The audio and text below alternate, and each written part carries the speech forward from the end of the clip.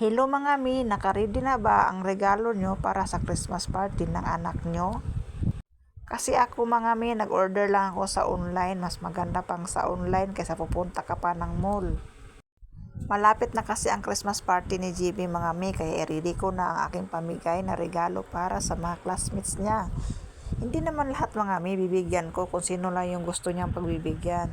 Itong pink na nga to mga mi na bag, ito ang napili ko. Ang cute niya sa personal mga mi.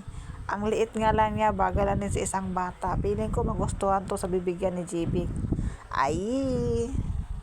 Dahil meron silang exchange gift mga mi, bumili na rin ako ng mini fan. Ang iba kong order parating pa lang, hindi pa talaga lahat dumating. Itong mini fan nga yung napili ko para sa exchange gift nila ni GB.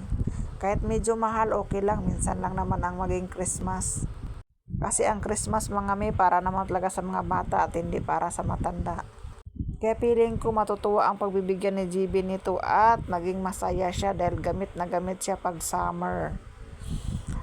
Matagal na nga rin siyang malubat mga mi, bumili na kasi ako nung una nito para kay GB. Hindi ka talaga magsisisi dahil maganda siya sa personal at matagal din siyang malubat.